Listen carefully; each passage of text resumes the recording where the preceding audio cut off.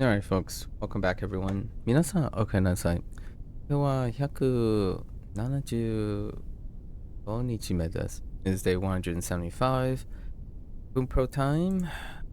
We actually have no grammar reviews, largely because it's kind of settling in. So we're gonna do a bit of cramming, wrapping up the month of June, and taking it a little bit easier today. The last 3 days or very long days.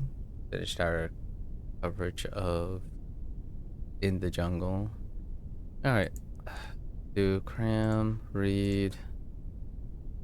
Tomorrow we have the Phantom X anniversary. We have a few reviews tomorrow. I don't know if how long the Bunpro session is gonna be tomorrow. Big day, big day. Go read some, listen to some examples. ちゃんと用意したはずだったのに、歯ブラシ持ってくるのを忘れた。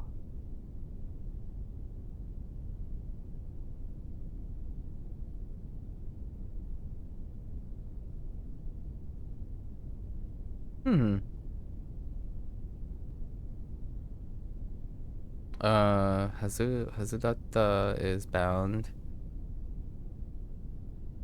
to be, should have been, expected to be, right? Oh, that's how you do fully repaired. Oh, fully prepared. I was thinking it had something to do with use. Okay.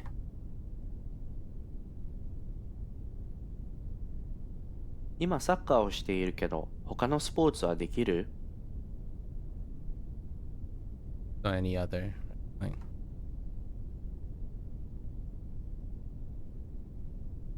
you play sports now. You play soccer now. Do you play any other sports?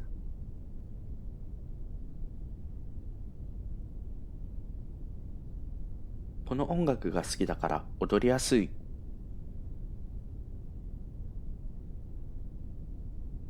Dancing, easy to do. And then there is kata for the because. That's a good reminder.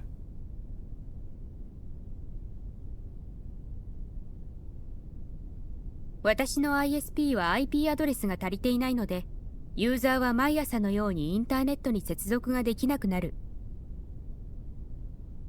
Every time someone used something. In this case, every morning.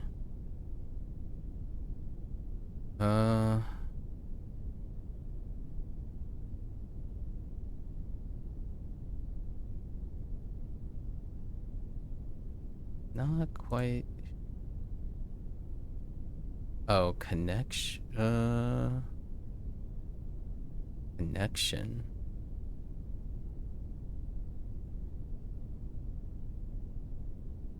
Okay.「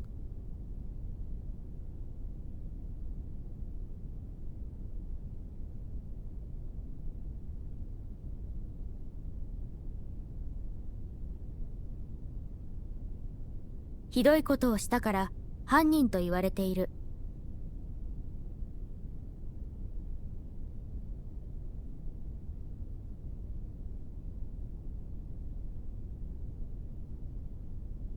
I'm gonna say something like it is said.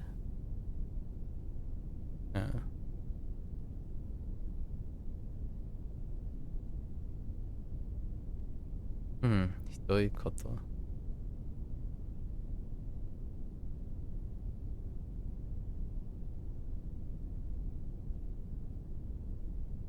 NHK を見るだけで日本語が上手になるはずがない。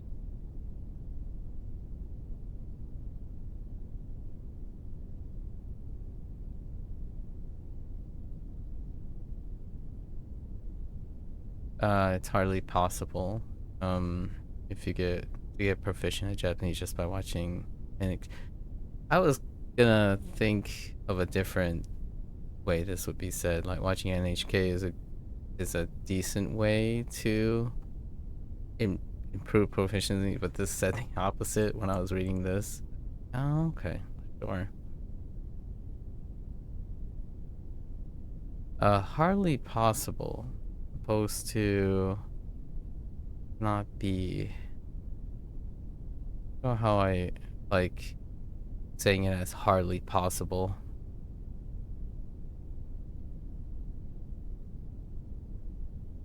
I should remind myself of the no in the future. Like in this case, what's not there, I kind of need to remember them. So this is after a verb, which doesn't require anything. If it's after an e adjective, it doesn't require any modification. But it does need a na for non-adjectives and a no for nouns. いつも一緒にいてくれてありがとう。Thanks for doing something, in this case for being. "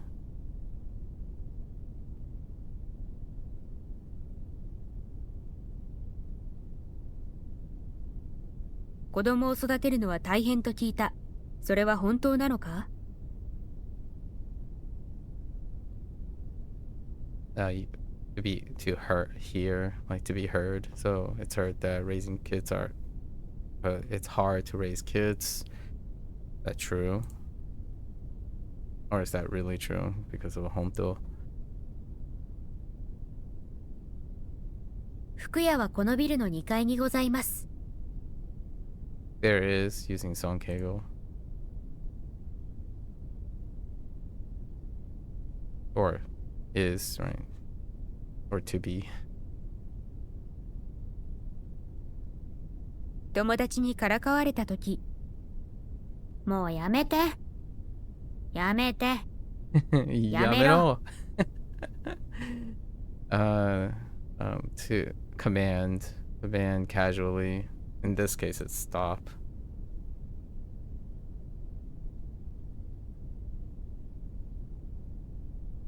She didn't go in hard.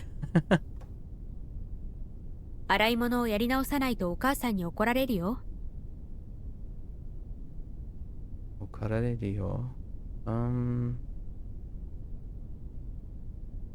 This is to like do not redo or do not read. In this case, yaru is contextual, so it has to attach to the washing.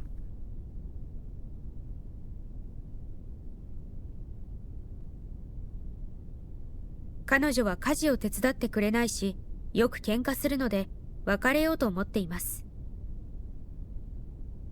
Like a series of reasons.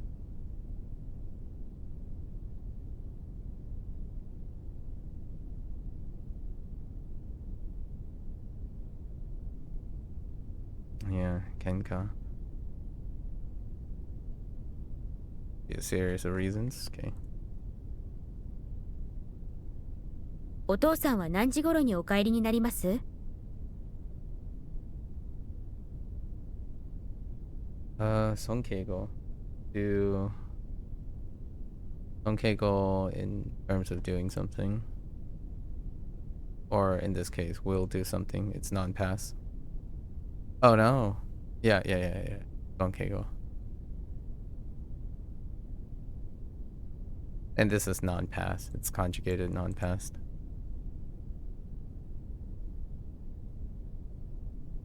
So it's the grammar point is the o, and then in using ni naru, and then naru can be. I don't think it has to be. Yeah, it doesn't have to be polite. First. Yeah. Different from like this is like. That's interesting. Like Teinego on top. Sonkeigo. どんどん暑くなる。Rapid.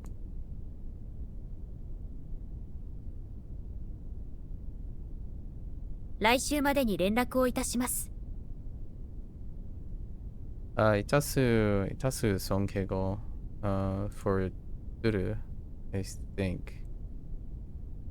Nope. It's Kenjogo. So itasu is then nasaru is the sonkeigo. This. I'm remembering the classifications, so how you would use it. Every time I'm saying sonkeigo or kenjogo or tene, I'm reminding myself that's how I identify what the purpose of them are. So, kenjogo is humbling yourself. So I'll humbly contact you by next week. So it is your task that you are lowering the status of your actions in favor of someone else, right? So, but I still haven't gotten straight with Nasaru and Itasu.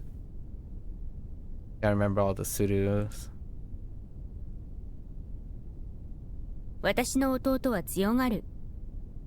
This is the feel, third person, or like referring to someone else. There is another set. This one is complemented by one that's specifically dealing with third person. I actually don't. What is the contrast between these? To describe so it's attached to adjectives to describe the observed feeling or desire of another person, right? Oh, this is the adjective. The other one is the verb form. Yeah. Using tai, the tai form of it, which tai form for the time being mechanically functions like an adjective. So it converts a verb into an adjective and then functions the same way as garu. So garu attaches to an technically, I would view it as it typically attaches to a adjective, despite tagaru, the note saying that it attaches to the tai form of a verb. The verb itself in its tai form functions mechanically like an e-adjective. That's how I remember expressing the feelings and desires of someone else using garu. I don't think I have one. Yeah, I don't think I have one that deals with both related desire but are used differently. Te hoshi is used when you want. Yeah. I think hoshi should strictly refer to the self.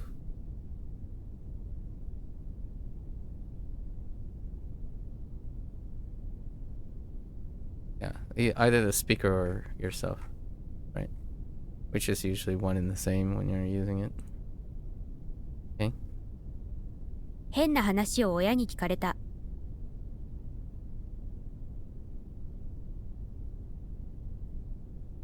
Edit the potential pass. Was overheard. This one is overlapping and it uses ni. Interesting. Does the other one use ni? So we have, I think we have kieru too, and then this is kikaeru. But this is for the passive. Sorry, not potential, passive.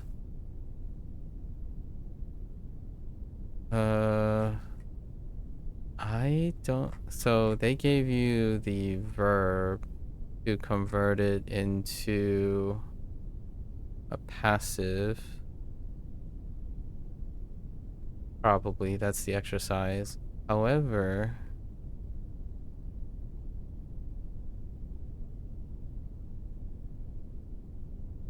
so what would be the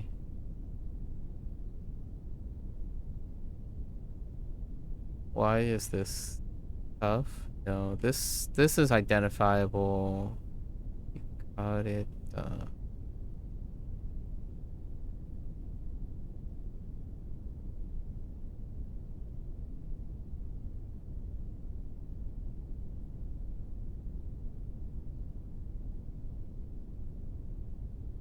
Hang on. I have to figure out the conjugation. Oops. the conjugation difference. Right, there's no da in potential, right? It would be kireru. No, kikeru versus kikareta. So it would be kireta versus kikareta. For Godan, it would be the same conjugation for passive and potential for ichidan. So can be a little difficult the other way around. So what I mean is, if you're reading this, I don't think I would be able to discern which one without more. Without more in the sentence. I'll have to pay attention to that.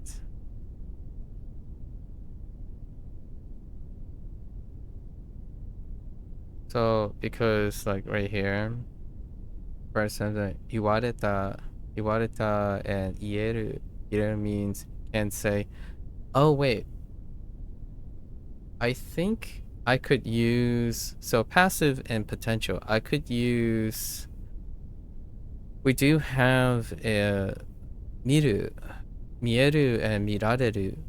Mieru and mirareru is probably going to act as the prototypic way of distinguishing between passive and potential, because the reason for like its nuanced meaning, like how do you detect it. However, it's still very difficult, since miru and mirareru, the one that when they're interacting with each other, they're not the ichidan one. So if this was an ichidan, I'd be hard pressed to know what they're referring to. Oh, that still needs some work.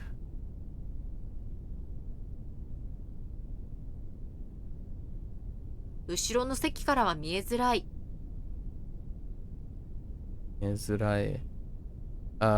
is the feeling hard, like the taking a toll on oneself, and it's attached to a mieru, taking a mieru. And mieru is the potential form.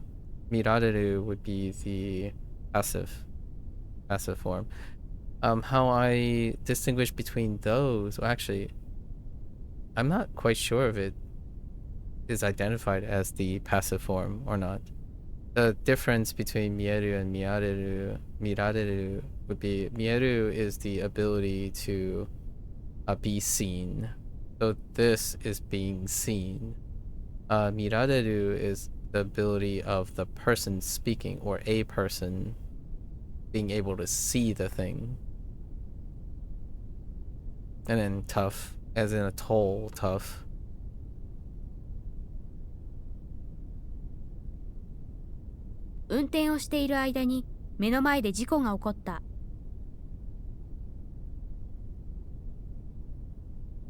Just in the middle of doing. This one can be a little tough because there is also while. So this is one of the whiles, right? Eiru aida ni. But there's more than one wild. And so far, there's quite a few differences. So like there's nagara. Both terms involve simultaneously, right? The iru aida ni is saying happens during an ongoing action. So this is my natural default. Aida ni, right? Te, using the progressive, and aida ni. This is my default about saying things that are ongoing at the same time. However, nagara, the ending is new to me, and it shows that one subject is doing things, two things at once. So simultaneously doing two things at once. Now that might sound the same, technically, in English, sort of, because the English explanation would suggest that they're the same. But it's two things. You're telling someone two things are being done by something at once, versus saying there are two things going on at the same time. So like one's going on during another. That is saying there are two things going on, not one person doing two things. So that's kind of how I'm distinguishing between this. Although I'm having trouble with the novelty of Nagara, because Nagara is a separate thing. It is a conjunction particle. So that's one of the new things. I usually don't do this or use this. I usually use aidani with present progressive. And then toki is fine. Toki is expressing an exact time, so an instance in which something is happening. I don't think there's anything else.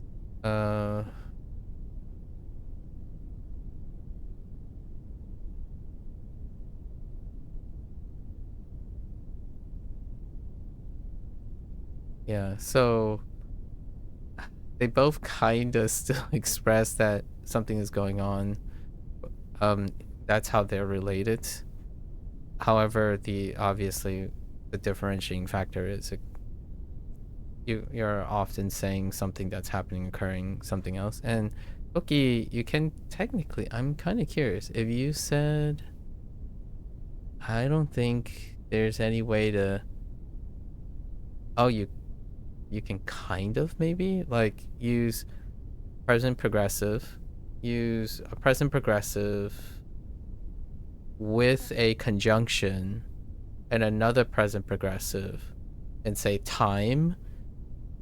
That is wildly like weird and unnatural, so to speak. Like it's saying a lot more than simply saying two things happening at the same time. So maybe you can express it in that way, where you're saying I'm doing this and I'm doing this toki, as in the time I'm doing this and I'm doing this time, versus I'm doing this during this.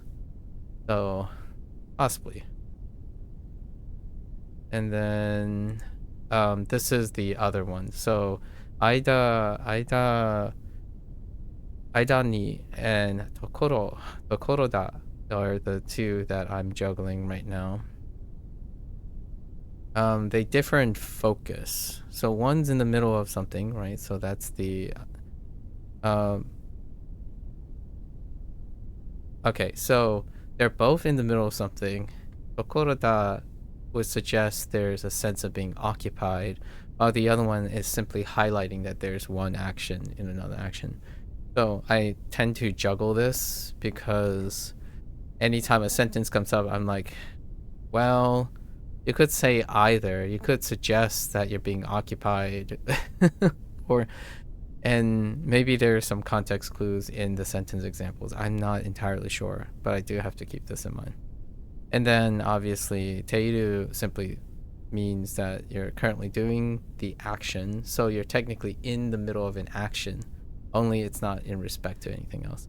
I was thinking you could possibly combine these two, which you use a progressive with a conjunction and another progressive, and say it's the time in which you are doing those two progressive actions. That would be a really roundabout way of using an aidani or something like that. Anyways, I'm sorting pretty much all of these things out as we're going, slowly and surely. 山が砂みたいに崩れた。 So, we need to talk about the functionality of this one. Mitai is to seem like, and it's followed by ni because there's a verb that comes after it. It would be a na if it's something else. So like san. And this is a comparative. It's using comparisons. Na would be the noun. I think adjective is just ni. Yeah. Adjectives are ni. So this is mitai functioning as a comparison, which then can be contrast. Now this can be grouped with yoni and soni and rashi. So that's our master group. So that's mitai is at the end. So without a conjunction, like a conjunction particle or a particle to form comparison, it can be used on its own. So yoni and yona, right? So yoni and yona, mitai is more like the casual form, and then yoni is a bit more formal. That's the distinction between those two. And you need a no for the noun, yeah. Okay, just for the noun version. Then yoni and yona, this is how this functions. I think it still accounts for the okay, so it's after a verb. So here's the tough part as well, where if yo comes after a verb, it's okay. If it comes after a noun, you need a no. You need, I guess we would call that the anomalizer before these conjunction when it's describing it doesn't really say what the no is functioning as. So that's the tough part. So I need to remember that after a noun there's a no requirement, and then after a verb there isn't. Largely the yo part is pretty good. And then we have soni and sona, right? Which also in this case we're talking about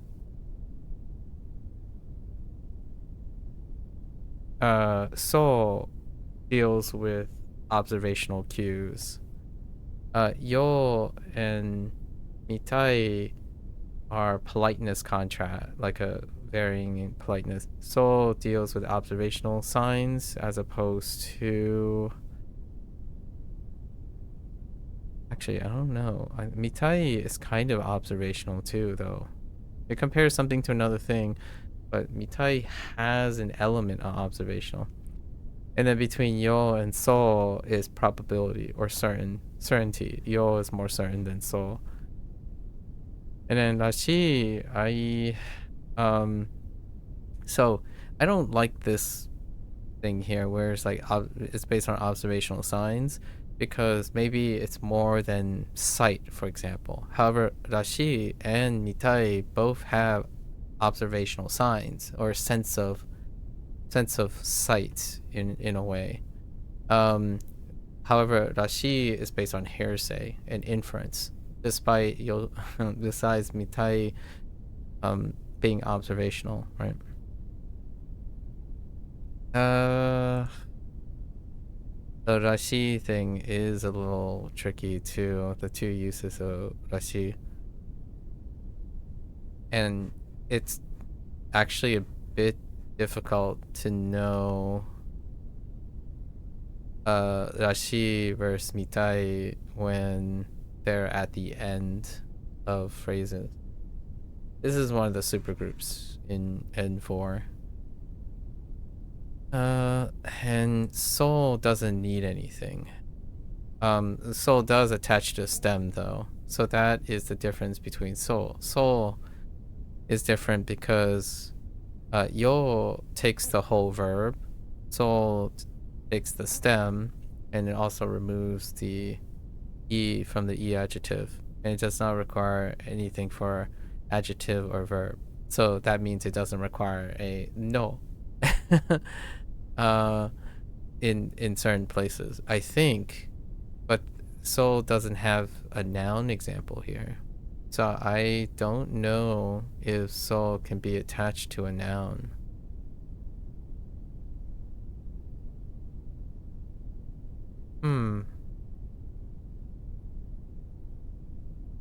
Hold. Maybe that is a separator. That would explain why anytime I think of soul, it's actually mitai. Because mitai can attach to a noun. Interesting. I'll have to keep that in mind too. Alright.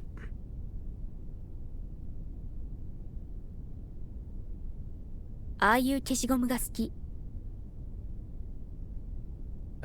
could like that.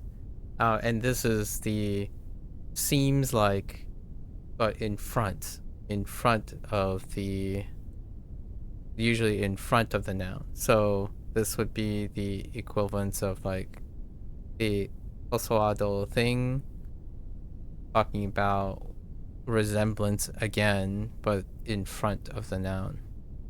Which I'm not quite sure.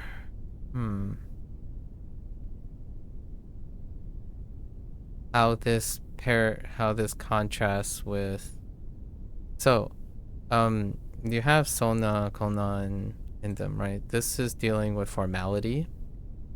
Right, this is the I know this less because this is less formal. I'm used to using sona, kona, and anna, and so on. I don't know how this compares with. It does tell you like the position of something. However, like the expression of seems, like if you're gonna say something using mitai, for example, like it's that I like erasers like that, right? Versus I like erasers like that one over there. I guess the functionality would be that you can point out an object. So it's about the position of an object that you seem to like, versus the other one that telling you what it seems like in the form of a comparison. So that another way to say something like something, but with a different purpose. So in this case, I usually view this as, hey, that's how, if you want to point out an object that it seems like, you place it in front of the noun and change the location, or alter the location, or even ask a question. Because do CD を持ってくるのを忘れたから車で音楽が聴けません。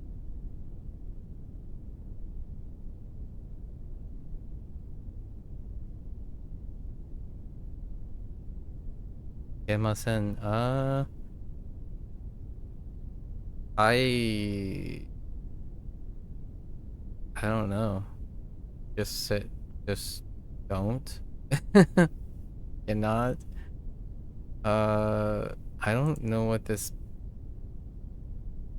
Oh, kike. Oh, kike. Yeah. This is the polite form of the potential form. My bad. I'm like cannot. Yeah, potential. I totally forgot what the grammar point was. 寂しそうにしているからハグしてあげましょう。Do for someone. So in this case, we shall do it for something. So in this case, give. And then it would be for them. This one is a bit tough because I need to remember the ageru, kureru. Kureru, as far as I'm concerned right now, kureru, if it has something to do with the self, kureru. If it has something to do with like us, other people outside of your group, etc., ageru, right? And then there's morau, that throws a wrench in everything. So this is the te ageru And then we should have kureru, right? In contrast, kureru is used for someone else does something for you, right? Or close to you. And then we have morau. And morau focuses on the receiver having something done for them. So my inclination is to say ageru is when someone is doing something for others. That includes you or another group or something like that. Kureru is when someone is doing something for you. And then morau is when you the person, whoever that person is having something done for them. So ageru has an inclusive nature, while morau is talking kind of like third person more so, and then kureru is about yourself. Like that's kind of the usual usage, although there is a little bit of overlap in a situation where I wouldn't necessarily know if it's kureru or morau. There are a few situations, but this one is this is a self-contained group, and there is an N5 cluster for this. Oh no, like there's ageru would be the N5, which I'm pretty sure, yeah, so the N5 cluster is ageru, kureru, and morau. However, without the imperative, or none, yeah, without the imperative. And then kureru and morau's relationship is accepting, giving and receiving. However, these te kureru and te morau is a little bit different when in the imperative. Wasn't really held consistent. Interesting notice. 夜中まで日本語の文法を勉強している。 So until something, right, to the extent. 本当は私がしなくてはならない。だがね、君にしてほしい。This is basically however or but. This is a little bit more more casual than desu ga. 明日は運動をした方がいいかな。 Wonder.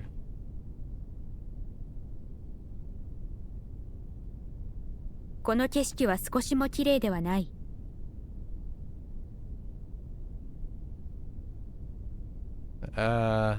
Like hardly not, yeah, hardly not at all. Trying to trying to think of how this works, right? So like to me, I have to, this is like small, not like not at all, like not small. So not in the least, never, not even little, so like this is small but negative, like also small, not, so not small. It doesn't really help that much how to get the English, none the least, never.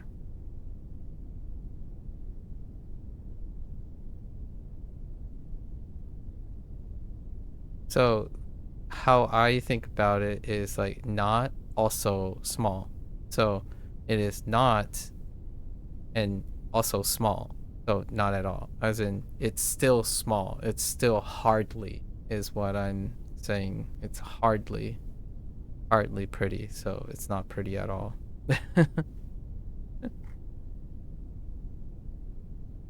今日の宿題は簡単そうだ。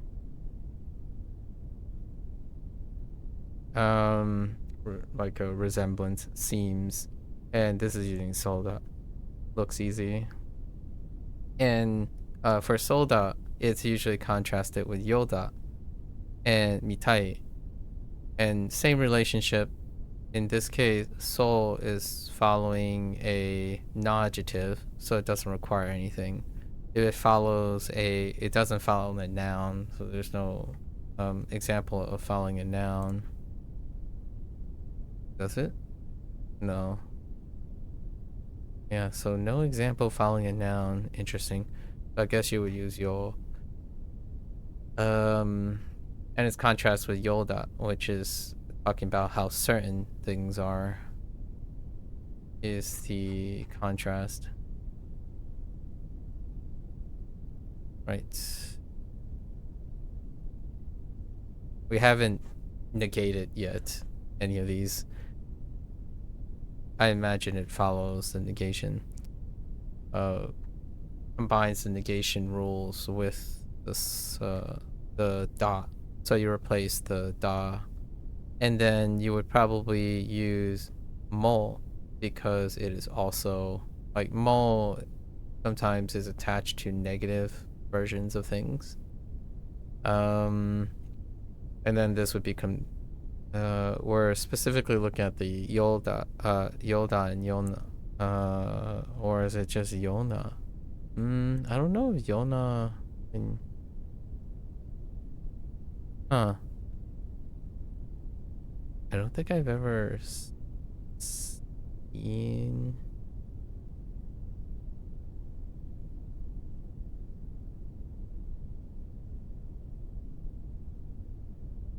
Oh, so Yona and Yoni expresses direct comparison, right? And then soul is based on speaker observation. That's fine.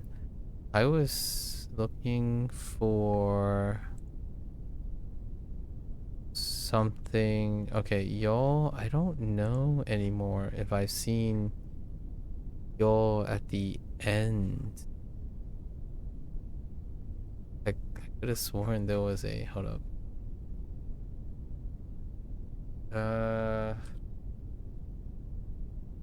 Okay, here we go.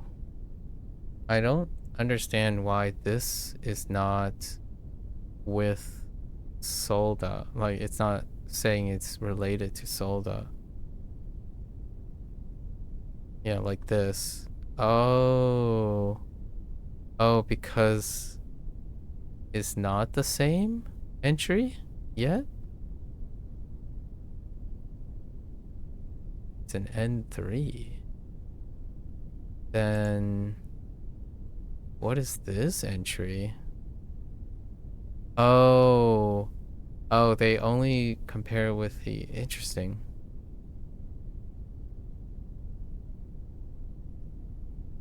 Okay, so do not confuse this with Solda. Okay. So we haven't even gotten to it yet. This is just the soul being used as soul. I guess we'll have that cleared up eventually in N3. Fair enough. And I see why they are attaching it to this. It's this is acting as a copula. あの人はいつも朝ごはんを食べ終わるまでに1時間もかかる。To finish doing something. In this case, eating. あの人はいつも朝ごはんを食べ終わるまでに1時間もかかる。あの人は約束を破るだけでなく、嘘もつく。Just, or not only. Oh no, this is not only. But also with the mo. Just has dake in it, but I didn't read the rest. So dake de, this is like have done this, but not only. So dake de is the phrase of have just done something, and then it's combined with naku and something else that's also happening, like, so they also do this. They also usomotsuku, right? They also lied, combined with I guess you could say naku is like a conjunctive contrast here, possibly, like the way naku is functioning. It's a reason, like, so but, right? A but reason contrastive. So contrastive reason attached to just. So if someone just did something, but they contrastively also did something else. So not only, but they also, is how I'm trying to remember it. The particle mole is not highlighted here, but the mole does help. And the non-adjective needs a na. Because dake's rule is that non-adjectives need a na. Does this get linked up with dake? Yeah. So dake is only or just, right? And then there should be a related or not. Oh, I was really expecting it to be related. Maybe it's under dake.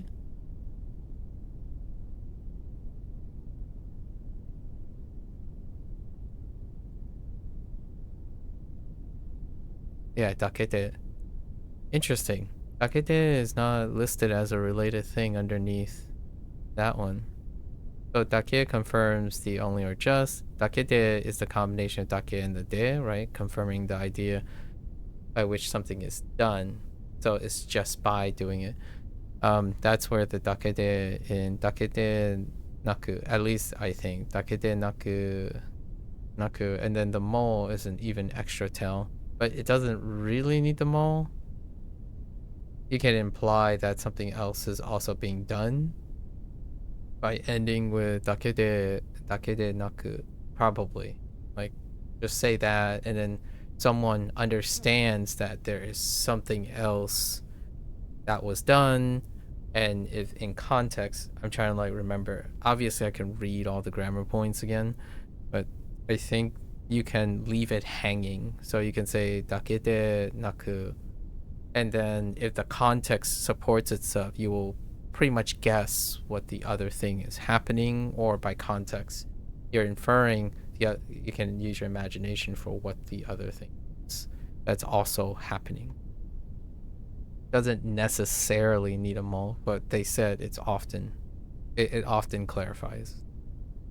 Like you often, like what they said here, like it's often used together with a second noun to clarify what the other thing is.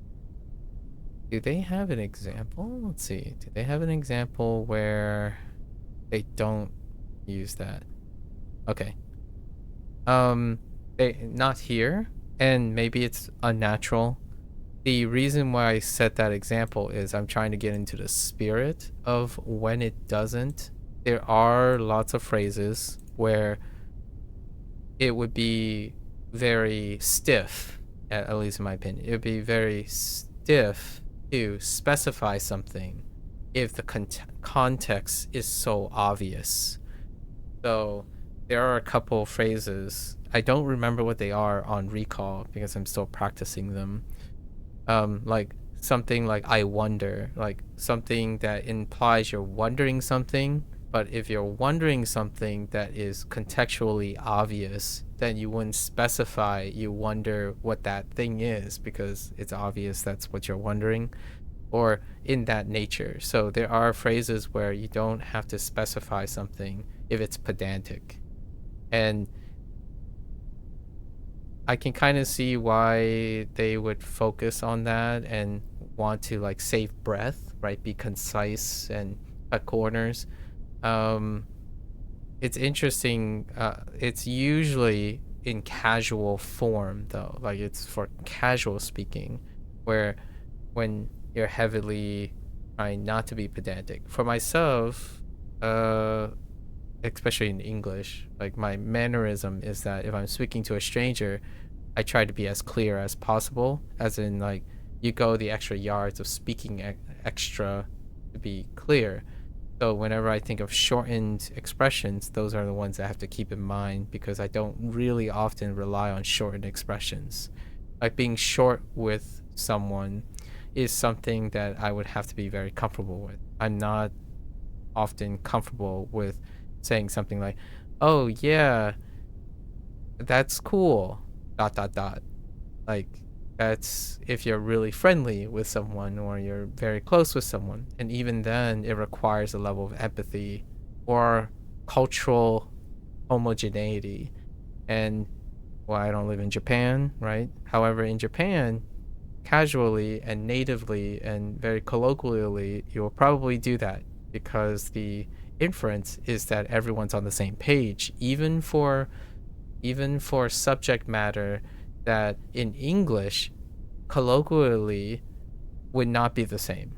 Like at least English in terms of the United States. The United States, when someone does that, it will be confusing, or it would be ambiguous, and it would come off as you being intentionally ambiguous, not that you're trying to be concise and inferring when you're like talking to someone you're not familiar with, obviously. So when you cut off things and say, "Oh yeah, it's inferred, it's contextual," that's what NetSpeak does. In English, NetSpeak does that a lot in English. And oftentimes I would have to adjust because in order to connect with someone, I have to understand where they're coming from. And that leads to a 3 or 4 hour discussion about how NetSpeak reduced English explicitness. And it's ironically, maybe coincidentally, or there might be something there, right? That English is becoming very much like Japanese. Like, sometimes Japanese might be meeting English, like the English cultural use, and then English is meeting Japanese because of its popularity, right? The idea is the languages are going to interact with each other. Japanese is on the uptrend, and a lot of the behaviorisms and the culture of Japan can infuse English with that. So now English, if you sit here, more than 50% of English is context-based.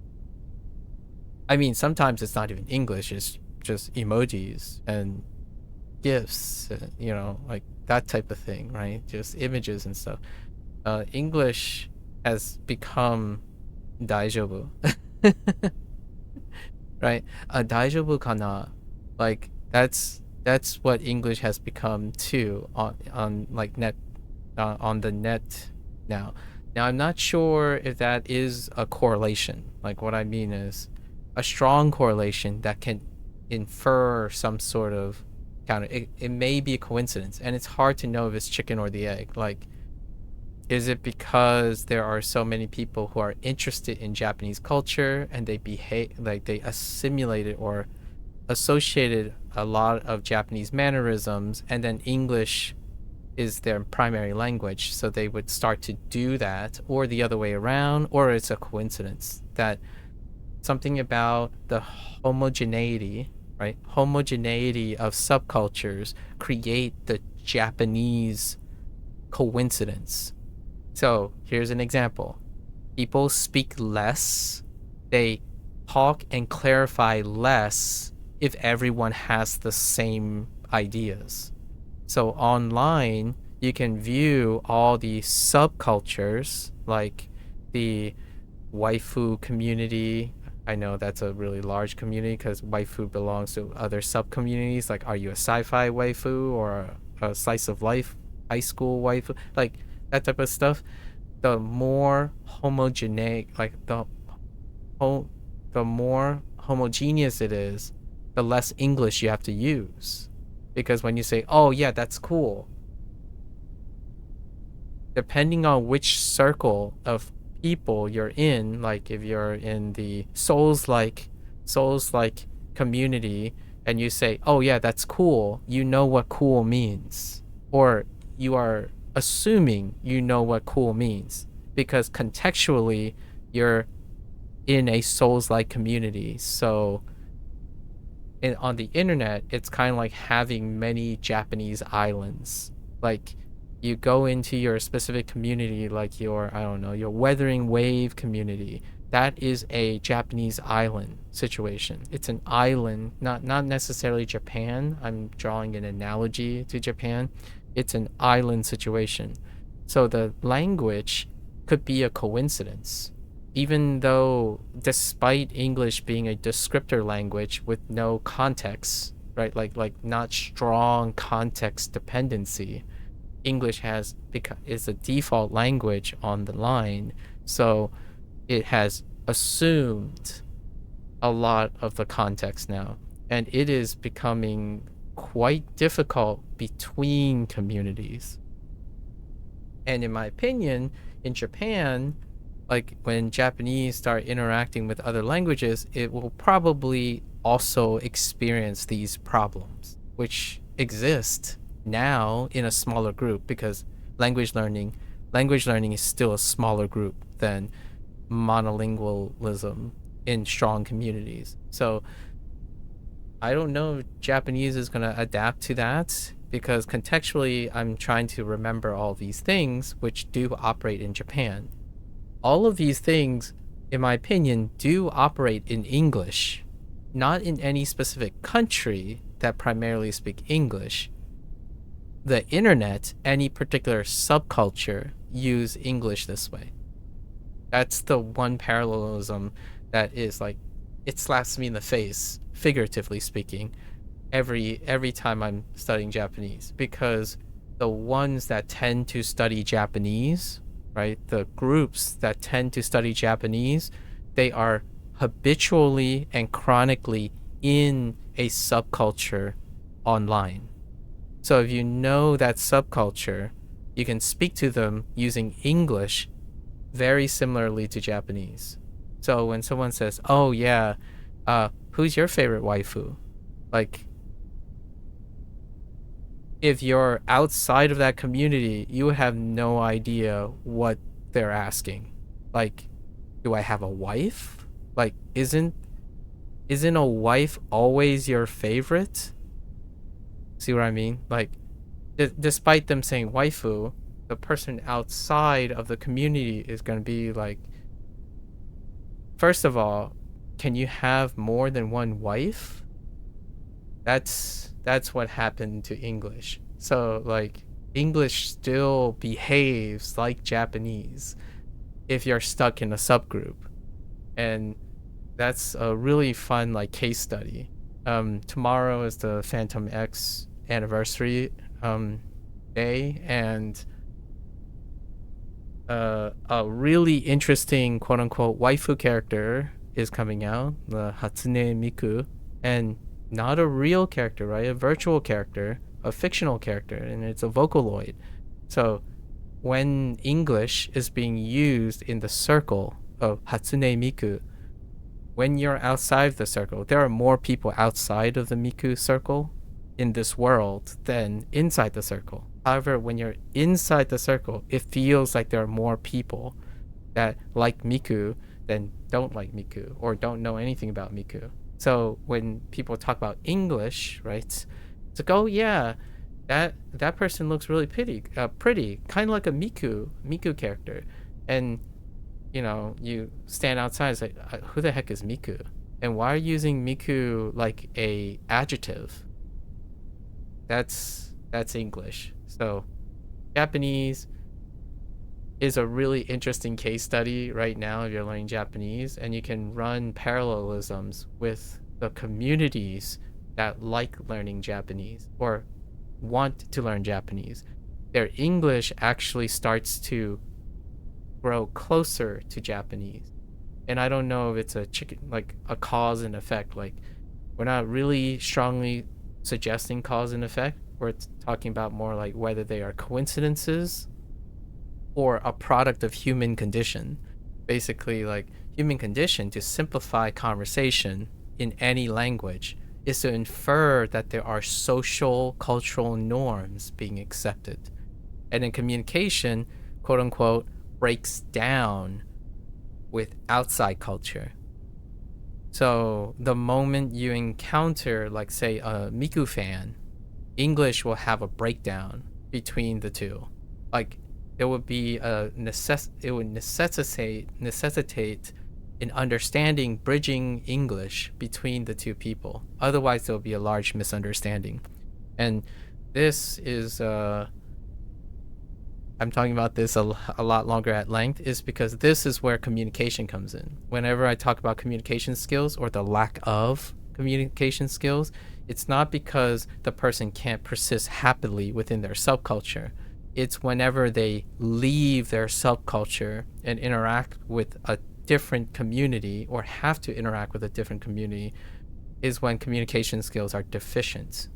Like when you're trying to make a new friend, not a new friend in your subculture. So like when you're trying to branch out into a new skill, like, hey, how do I transition from high school to college? That requires a specific different type of English, which Japanese have, right?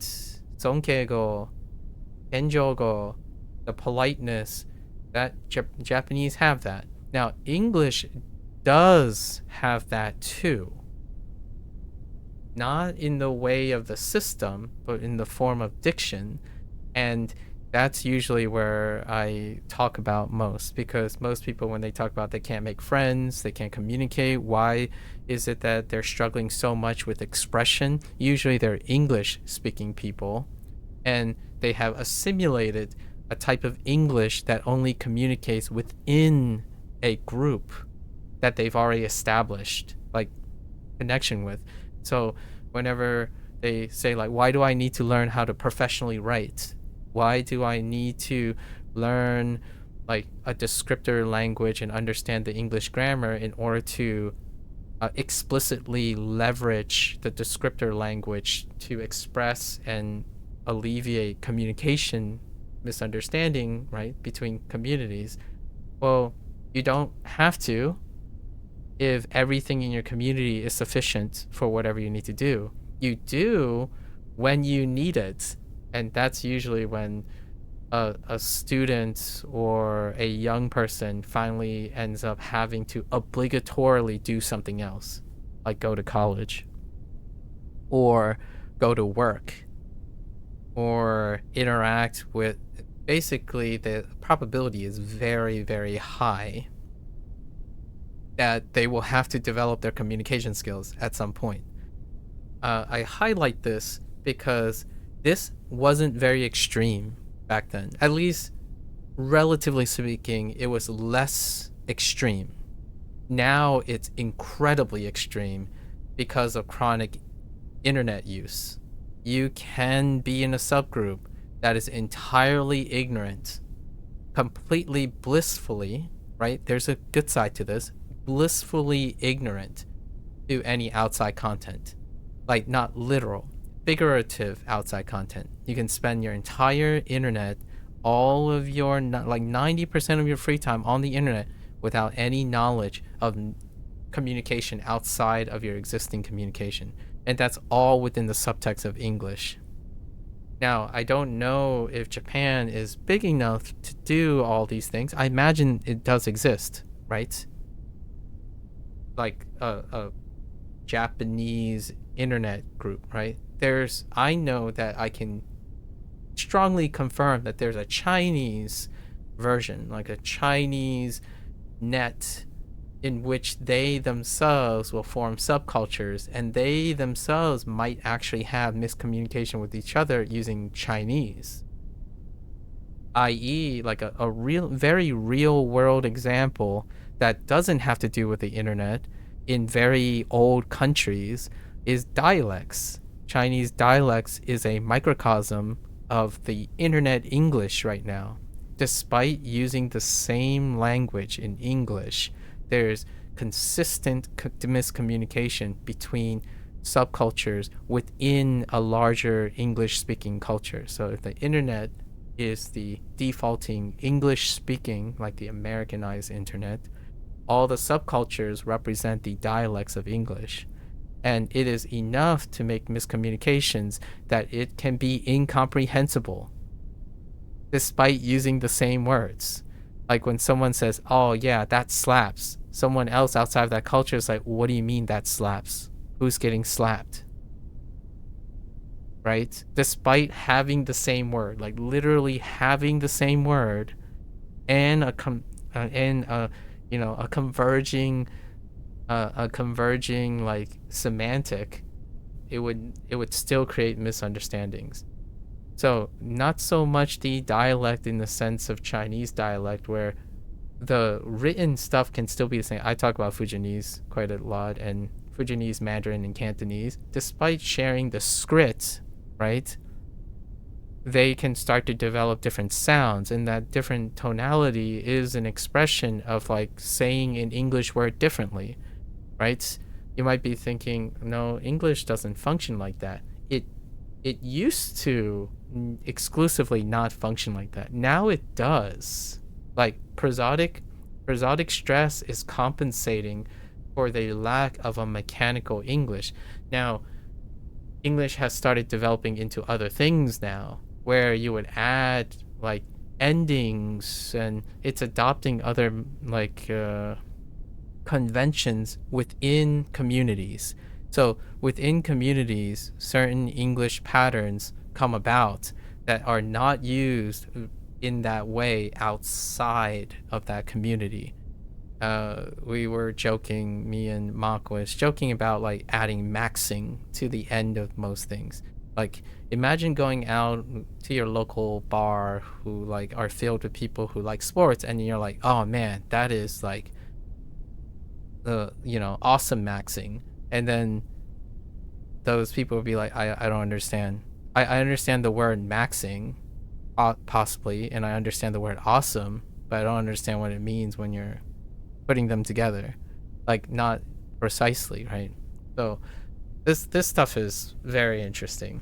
I don't necessarily think in the future, very soon in the future, this would be very difficult to understand. And again, chicken or the egg, because is it because the subcultures that like to learn Japanese, like want to learn Japanese and know the Japanese culture, their English has become that way because of that? Or the other way around, where they're learning Japanese and they're learning to appreciate what Japanese does, and it funnels into English.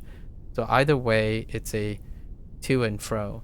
And for me, saying this right now, like I'm explaining all of these feelings or all of these nuances in English, that's part of the process, right? Being able to explain in English and then reverse being able to explain in Japanese about the English, that creates that interaction that's happening, at least in my opinion, in those communities. How do I know some of this? When you talk to people in like otaku circles, their English is very predictably inferential. Meanwhile, when you step outside, like for example, I'll do a very simple one. If someone really likes anime, right, and they select themselves into like the OS community, the way they say it's all right, it's daijoubu da. When you're outside of that community, like for example at a company, and you tell someone it's all right, it might not mean anything near what like the otaku circle means. And that's coincidence right now. That's coincidence with the idea that they spend a lot of time being exposed to the depiction of Japanese culture.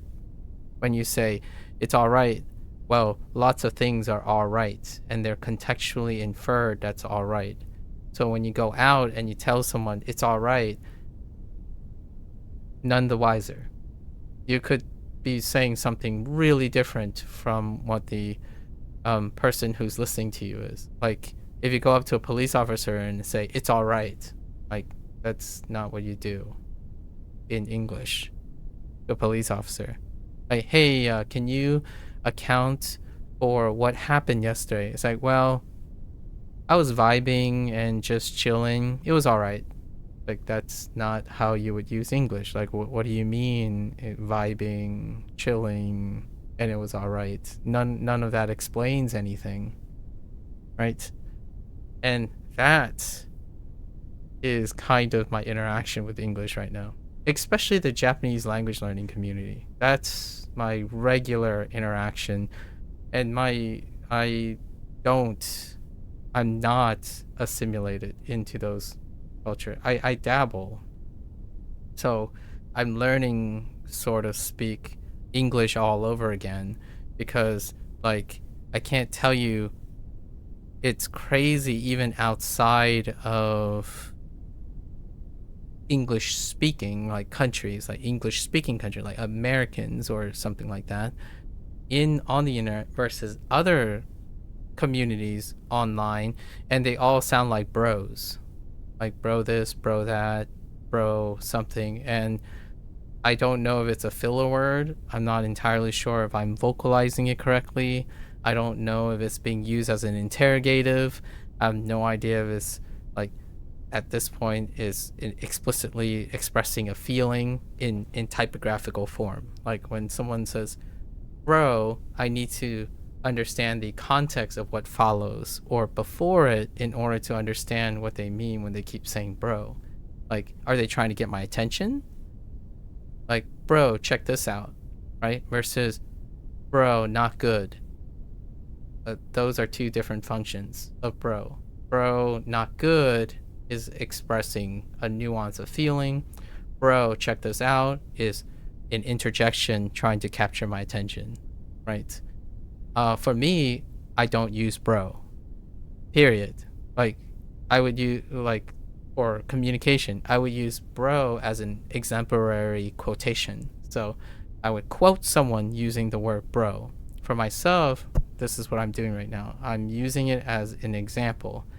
I don't use bro as any other subject matter or part of speech. Like, I don't say bro to get someone's attention. I don't say bro to express feelings. I don't say bro as a conjunction. I don't say bro for desne, like isn't it, right? I don't, as in bro, as in confirmation, right? So all of that is happening right now, and it happens even when someone is arguably highly educated. Like, we're not saying highly educated people don't understand or can't understand how to use the vernacular. The idea is that English is giving away, like, since English is very descriptive, it's giving away which communities you're part of or likely to be part of if you analyze NetSpeak. And that's where that guy, the etymology nerd, does, like, build his content on, which I really like because by coincidence that's my interest too. Not necessarily talking about how it's becoming this way, but using it as a way to identify people or, like, communicate with people. That's my goal. Like, I'm making note of this, just like how I'm studying Japanese grammar. I'm studying Japanese grammar out of the interest of understanding written pattern communication, right? When that is in your toolbox, you can facilitate communication and be the one that is responsible or far more weighted, having the control of being able to read someone, talk to someone, and subtextually understand them without them having to reach out to meet you. Because in my opinion, it's not a two-way street here. Someone who is more likely in many communities are more likely going to engage in cross-communal communication versus, or a communication specialist or someone who's focused on communication would be responsible for mediating more cross-community communication than someone who's coming and staying in one community. So despite being incredibly intellectual, they could be intellectually bound linguistically and communication-wise within a single group. And that deals with debate. There was, like, debating It was this conversation about having arguments and debates, negotiation and discussion. Those skills come from cross-cultural, cross-communal, and cross-perspective. Like, it comes from interdisciplinary engagement in subject matter. If you're within a subject matter and you're constantly and constitutively comforted in being in one, then your language becomes an island, aka Japanese, as an analogous point.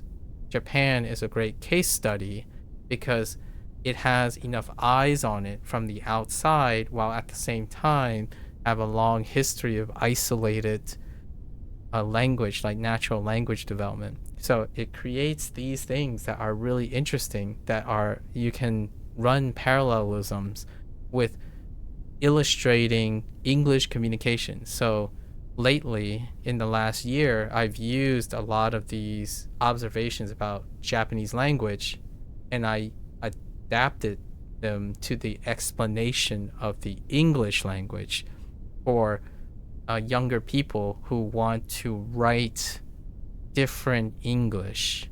Like, how do you express the subjunctive mood and not sound like you're directly indicating and, forward speaking against someone else? I could use a kind of a Japanese-esque example because they can understand that by context, like inferring like analogies and whatnot to the stuff they're used to. So nowadays I have like become so much more rigorously more interested in using analogies through cultural understanding, so subcultural understanding. So how do you explain the context of formality and politeness or professional writing when you're talking to someone who's in a closed community of informal colloquial English? You use the examples that they know in order to translate an example of the use case for that. Like, for example, professional writing. If someone is someone who spends, I don't know, most of their free time in a fan fiction group about their favorite anime character, well, when that fan fiction person says like, oh, I'm practicing fan fiction and it'll help me become a professional writer, how are you going to bridge that? Because fan fiction stuck in a collective circle with a specific topic will not make that person likely, will become the interference of becoming a professional writer, because that's a different audience now. Like, the audience is not specifically just that. Professional writing is not the same. Like, there are overlaps between them, but it's not entirely inclusive. It very much like Japanese, where someone says, oh, I'm always going to be friends with other Japanese people, so I never have to learn Sonkeigo and Kenjogo. I just want to learn what I want to use, which happens so often. Like, oh, this is rare because I'm never going to be in that situation. Like, well, it's rare now. You don't know if it's going to be rare later, but if you choose not to learn or associate it now, then you'll learn it later, if and when you need it. That is a cultural homogeneity. The idea that most of your actions are efficient by ruling out any possibility of needing to learn any other mechanics of communication. So then you get to the point where a high school student comes around and they're about to graduate and they're like, I have no idea how to write a professional statement about a professional mission statement about my future. Like, yeah, I'm not surprised, because you spent most of your time talking to people who are either very very settled on where they are in life, and they only talk and use language that involves what they currently do. So whenever someone comes out of their comfort zone, and like by chance interact with me, there is such a large gap between the utility of this person's English versus my utility. That is also given to the context of age, right? Like I have a lot of experiences, a lot of different experiences. This person does not, because of internet homogeneity. The whole algorithmic targeting causes someone to be, and when they interact with me over time, it becomes fairly obvious that half the, like 30, more than half the time, the person hears and sees the words I use, but they fail to comprehend how those words are being used in a way they haven't used it before.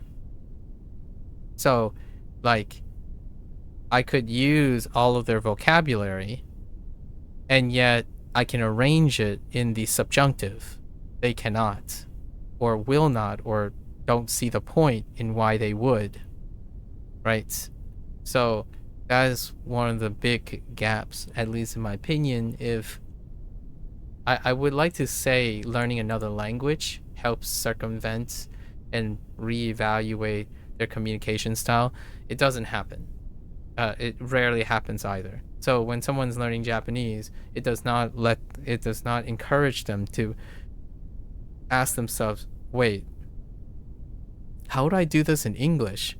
Because I'm fairly confident, at least from my anecdotal experience, that the vast majority of people who learn English online, like they use English online, will then go to learn a target language like Japanese, and they will filter out the language based on their use case analogous to their existing language use, not what I typically hope.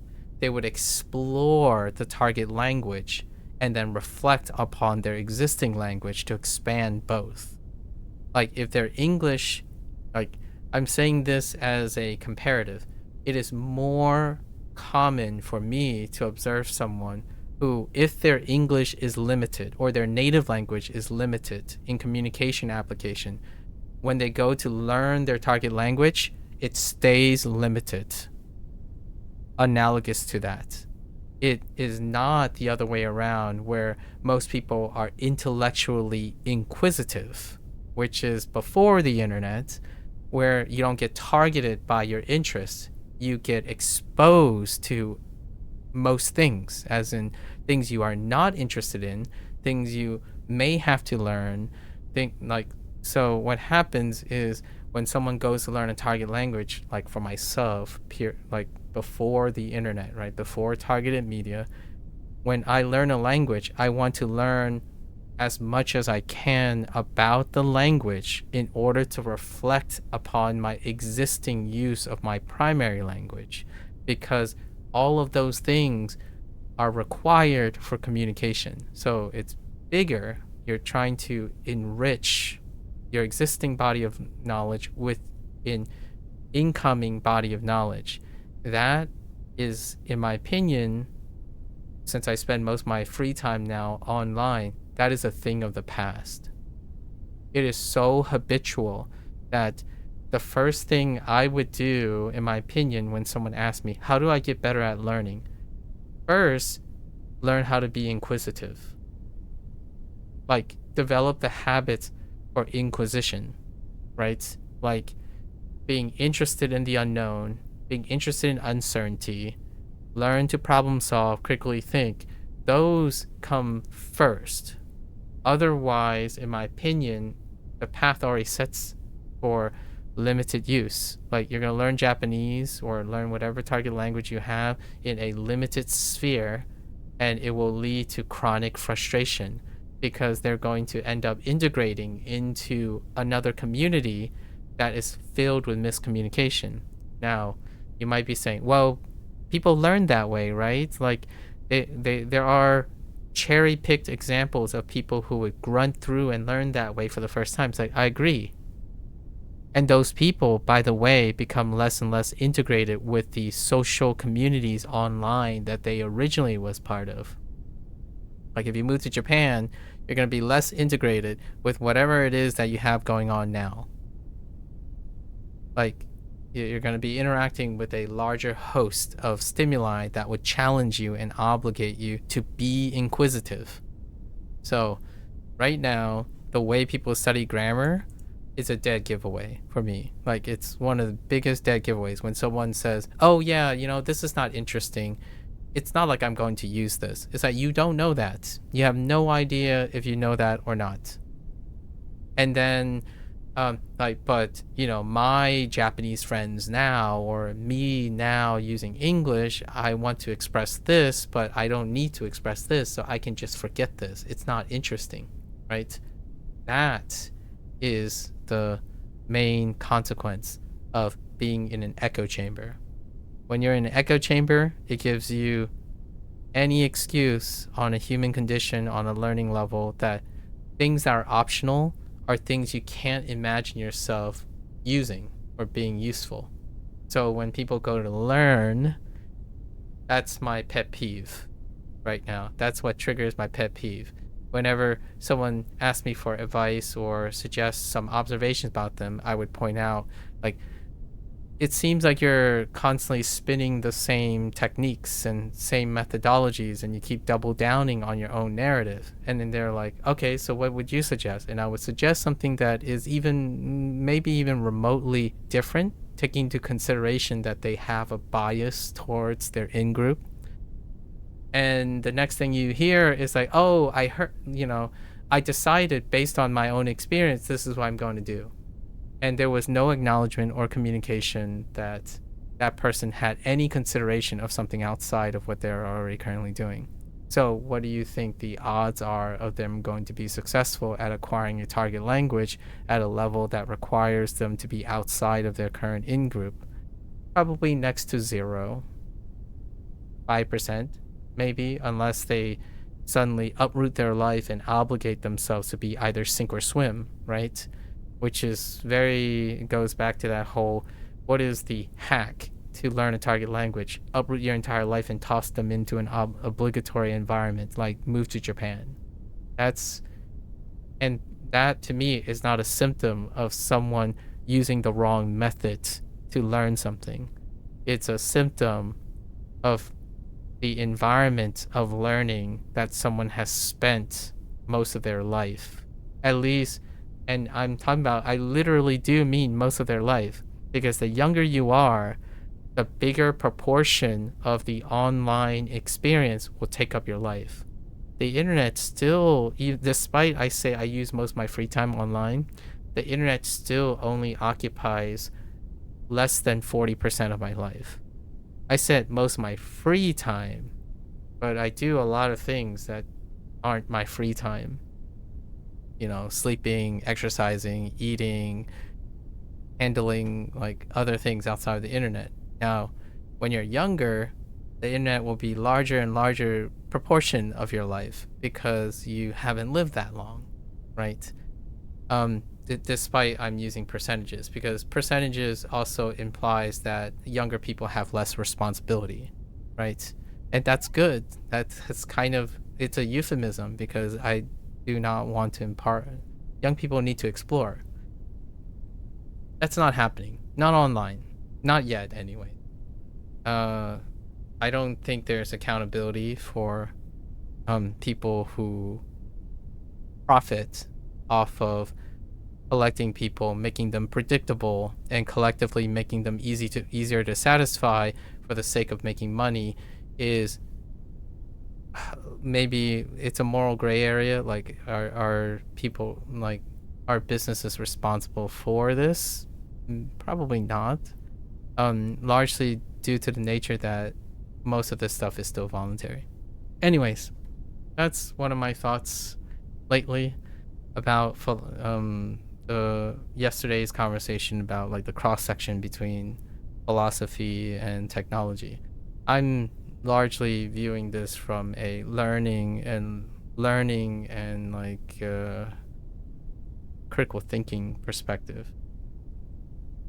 it's kind of very telling when there's someone who can speak and talk about very high level concepts while linguistically bound by their like language, their ability to communicate. So like someone who knows a lot about a subject, but they are unable, or they feel they are incapable, or even demonstrated that they're unable to hold a debate or a discussion or an argument in a language that they believe they are proficient in. That's kind of one of the telltale signs, where when you ask someone, hey, can you explain this to me? Like, well, you do this and this and this. And I'm like, what's this? This is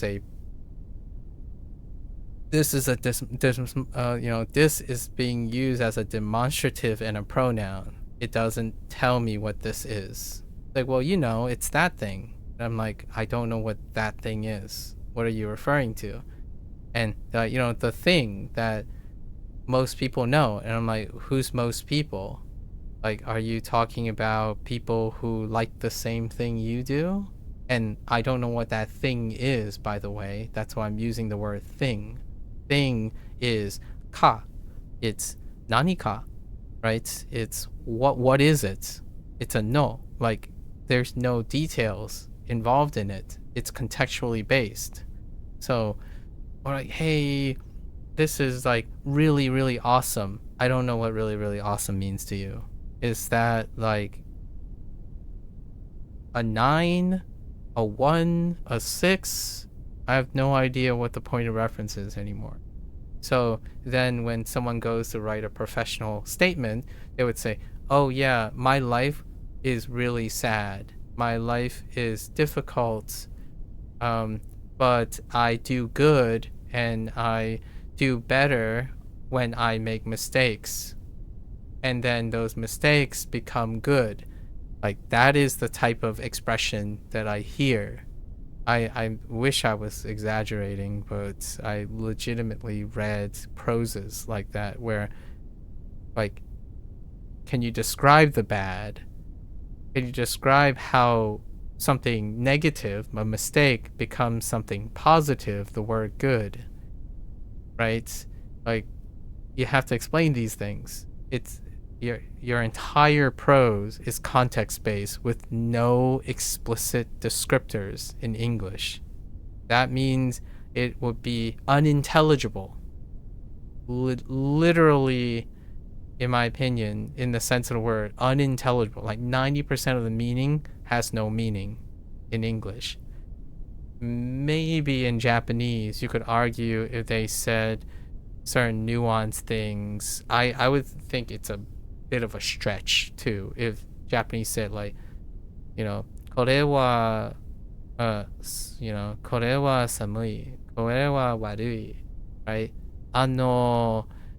Hito, like, you're just describing things. It sounds like you're attempting to say something, but there's not enough details. There's no context for the understanding. Yet, the person who's writing the prose think they're describing something, right? They're telling me something. That's not true. And it also, by the way, it is reflected in how people interact with me online, like live stream. Someone would say, oh, I'm like, I don't. Explain. Or, dang, bro, that's bad. Explain. What do you mean that's bad? How is it bad? And for myself, I tend to try to encourage that. I would follow up with a question like, oh, someone would say, like, oh, it's been kind of bad lately. Oh, how so? Can you describe, like, what is it that makes has been bad, and what are you doing to improve it? Or are you still in the process of, I'm basically asking present progressive, past perfect, right? Past perfect, imperative, and indicative. I'm asking them to at least indirectly use any of these parts of speeches to describe a context, which are examples, in order to contextualize whether it is ongoing, it has been happening, it's still happening, right? Like there's a difference between ongoing and still happening. It's happening right now, or it's in the past, or it has happened and no longer persists to exist, right? Japanese grammar. So then I'm going to take this full circle back to this. When someone can't even think about that in English, in their native language, they have no compulsion or habit of being interested in expressing that type of thing in their own language. What are the odds, and I'm talking about odds here, what are the odds that when they go to learn a target language that has an emphasis or require you to know these things, what are the chances that they're going to retain that information or even use or assimilate that information? The odds are very low.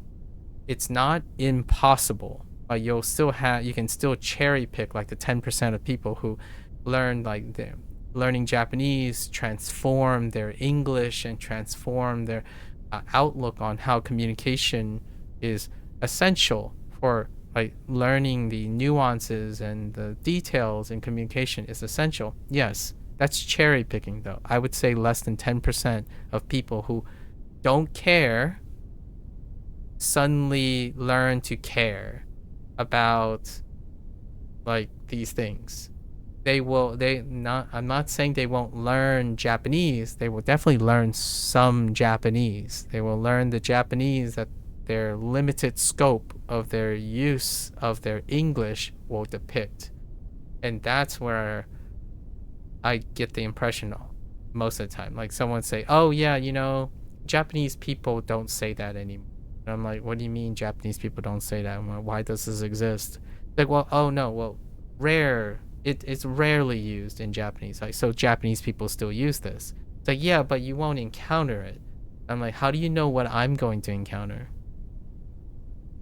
So speaking with English, one of the telltale signs of someone who does not communicate very, in my opinion, well enough to interact with other people, because they spend most of their time.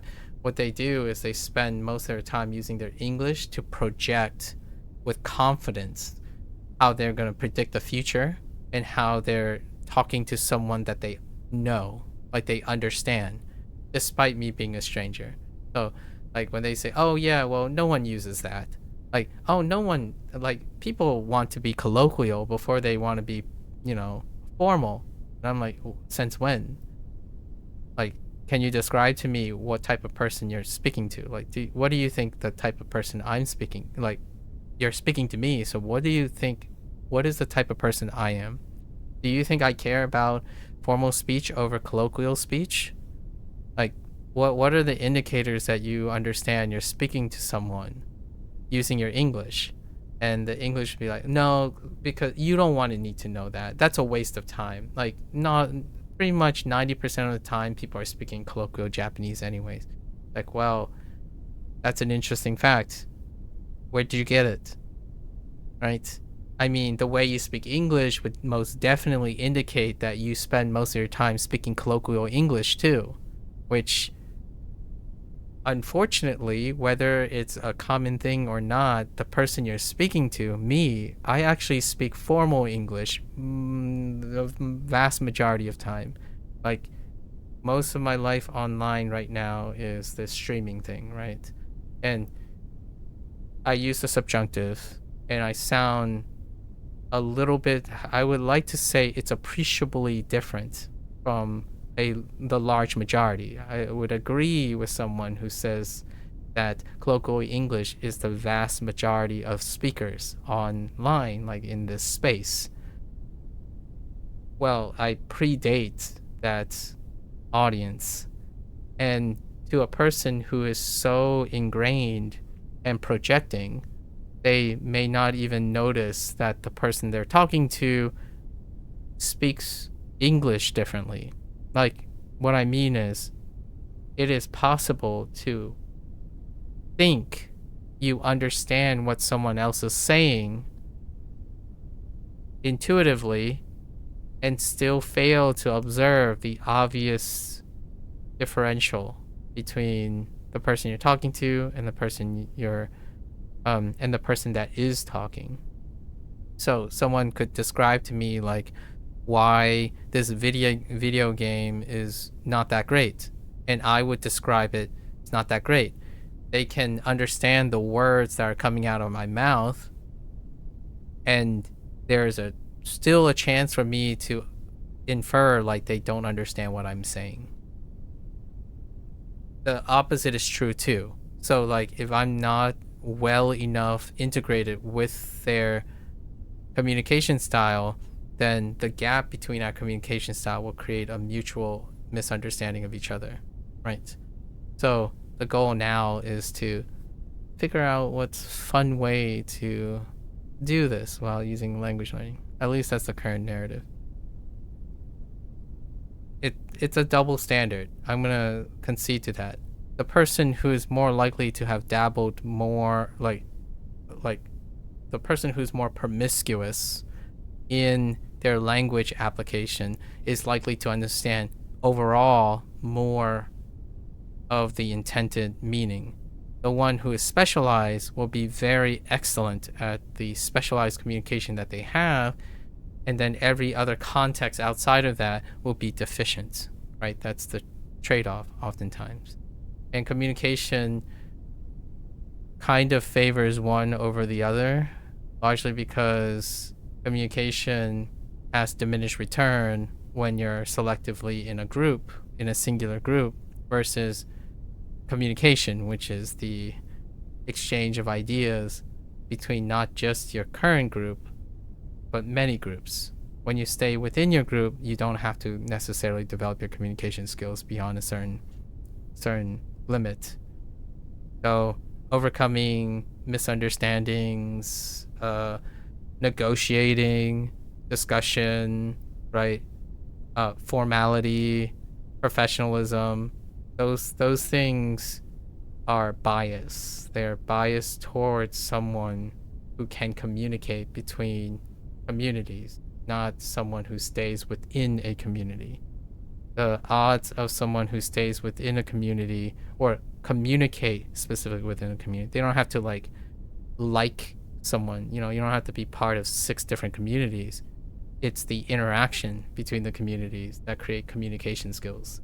So you can stay in your community and keep saying bruh over and over again, and then you go to a different community and their bruh is different than your bruh. That's a bruh moment. You can have 2 people say, oh, that's cool. One person says that's cool and the other person says that's cool, and I'm sitting here, I'm like, that person, this person's cool is not referring to the same thing as this person's cool, and they're just sitting there agreeing as though they're agreeing what's cool, and I just sit there and I'm like, they're not agreeing on what's cool. That person thinks the story is cool, that person thinks the mechanic is cool, but they don't talk to each other. They don't say what's cool. So then when, like, let's say the game has a cool story, and then suddenly the other person's like, dude, this game is garbage, it doesn't have any mechanics, and then the other person's like, what do you mean this game is not cool? It has a cool story. Like, yeah, because the 2 of you didn't agree. You didn't explain what was cool. You assumed that you both were referring to the same thing. I'm using a metaphor here, or like an analogy here, because you can replace cool in video games with love, morals, ethics, philosophy, and you get the point. Where someone could say, oh, that's acceptable, and then the other person's like, oh yeah, I get it, that is acceptable, and I'm like, okay, you guys haven't explained to each other what do you mean by acceptable. You haven't explained. So later down the road, I would not be surprised when someone says, oh, I thought it was acceptable, now it's unacceptable, and then the other person is like, wait a minute, I think it's still acceptable, and now they have to communicate. what were you referring to in the first place? Right? You inject a real world example, cheating, or using mods, using macros, using a guide, watching a YouTube video before playing the video game.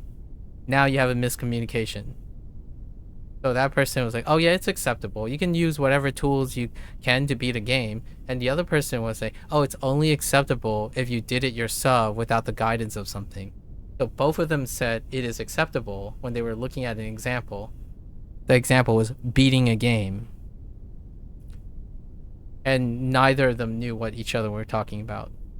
They just assumed. That, to me, is a regular thing online. That the example that I described is more than 50% of like video comments, YouTube comments, or people talking back and forth. The misunderstanding comes from a inherent nature to assume that the context that isn't explained in English, because English requires an explanator of context. Japan, maybe not when you're in Japan, right? When you're in Japan, because the context is already self-selected or more selected. In English, when you're online, you have cultural identifiers, you have communal identifiers in order to that require you to clarify. Like when someone says, oh yeah, that's acceptable, how do you know what's important? So I would ask them immediately when they say, oh, that's acceptable. May I ask how you find something acceptable in this situation? Can you describe to me what is important to it being acceptable? Because then I don't have to guess. And also I learn about the person. I learn what they mean by acceptable. That is inquisition, curiosity, which leads from communication and contributes to communication. Not how I experience it most of the time. Most of the time it would be someone who's either reserved or choose with some asterisks, or it's very cumbersome or exhausting to engage in communication. I do say this with a light heart, a bit of a light heart. I understand that communication is exhausting. It gets easier when you actually do it, right? And that's the whole practice effect. And it may lead to an improvement in communication skills. It will definitely get easier with practice, like the repetition effect, right? However, it may or may not lead to improvement in communication, because the difference in constantly being in your own circle and saying hello, that would not contribute to an improvement in communication. It would make it easier to communicate. Like, it requires less effort to say hello 40 times over to the same person every day on the same day. It would inherently get easier, mechanically speaking. You say hello, if you say hello 100 times, it's going to be easier the 101st time, mechanically speaking. It doesn't guarantee, it may or may not guarantee that your communication skills improve. It is contextual based. So some people would say, oh, I talk a lot online. Okay. And then they're like, I don't understand why my communication skills are considered poor then. Well, what is the context of how you're talking? If you're sitting there screaming bro like 100 times over, and then everyone's on the same page because everyone thinks bro means the same thing, then no, yeah, your communication skills didn't improve. In fact, it may be a point of interference. It might make it even more difficult to do something different in the future. Like, to not say bro every other sentence. So human behavior and human habits, right? The human condition can play a really strong resistance. kind of like reading an English sentence and saying, well, English doesn't have this. That's resistance. Language has language. Communication has communication. It may be different. I agree with you. When you say it doesn't have this and it doesn't have that, and you're qualifying that it literally doesn't have it, I would agree. Right? This is where I would ask the person, do you mean the literal sense, or do you mean humans interacting with humans? Because if you're saying like English doesn't have a human to human interaction to capture something, I would disagree with you. Like, very comfortably disagree with you. Because the foundation is it's still communication between two humans.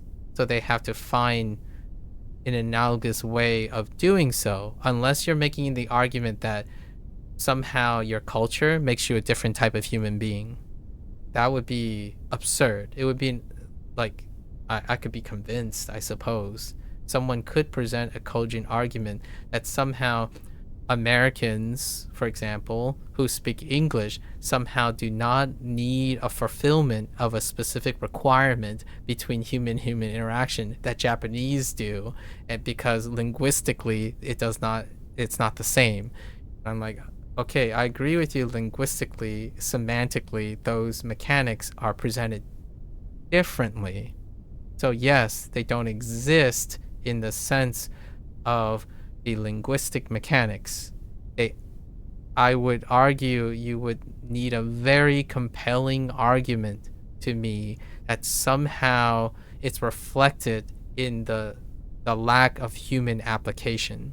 Like, for example, this language is unapologetic, and then this language is very apologetic. It's because the humans in that country don't need to apologize for something, and they're always honest, or they're more honest than another one. That's not true. I think that is an incredible leap of logic, that somehow humans are now different humans, gleaned from their mechanical use of trying to capture what humans want to. So humans are humans first before they try to communicate through language. So human condition comes into play. Like, some people would do this to an extreme where, like, this group of people are just more polite and it's gleaned from their language. And I'm like, okay, fair enough. Now, are you suggesting that you're going to make the assumption that the other group can't be polite from all of this? Now, obviously, it sounds absurd when I'm stating this. It's not absurd when you look at the person's behavior. Like, the person who believes that they can glean human necessity, like being out of touch with the human condition, and use the mechanical, look at the mechanical thing, right? Fine lens. You magnify onto linguistics, right? And you look at it, it's like, oh, okay, well then, people who speak English must be ruder than people who speak Japanese, right? Without taking the context that at all times, humans still have to be polite to each other in some way. And they have to, like, that's a requirement, like, to interact with someone. Whether they express it the same way, literally, that's a magnifying glass situation. You're hyper focused on looking at a very particular situation, and you can make it like, I can agree with the person when I narrow my view to their very specific way. I can still agree with them while stepping back and looking at the human condition and disagree with them on the human condition. Like, suddenly a language that diminishes love or intensity are filled with people who are less loving and less necessary of love, for example. Like, or people who are more honest in their language mechanics mean that they're inherently honest and not deceptive or deceitful, that is going to be a hard sell, at least in my opinion. It's relevant here because I can't tell you how often someone would use this stuff and talk about a set of human qualities. Like, oh man, Japanese people must be very polite and respectful, and Americans are rude and direct because they speak English. And I'm like, okay, I mean, sure, there might be some, you could argue some tendencies. Like, do you know how people are polite in each culture? Like, what do you think how do you speak English politely? Tell me with a magnifying glass, right? And not a confirmation bias. If you do not use professional and polite English, how do you know how to appreciate that in the first place? You could confirm that Japanese have polite speech, and then to you, English doesn't have polite speech because you hate it. That is a more common scenario that I encounter. Not that it's a bad or a good thing, because in that person's field, it's probably sufficient.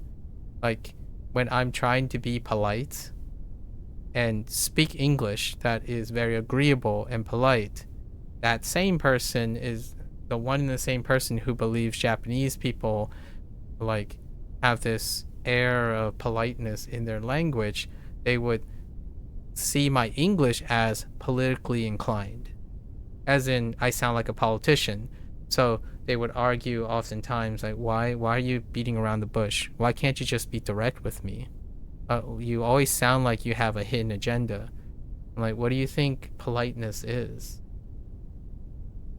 Like, so there's a social stigma, a bias towards looking at it. Like, how do you be polite to someone? One of the inherent qualities of Japanese is to be indirect. You're not trying to be direct, like forward.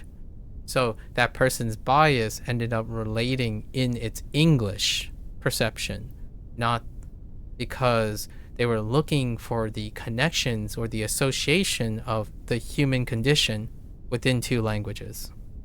So that happens quite a lot.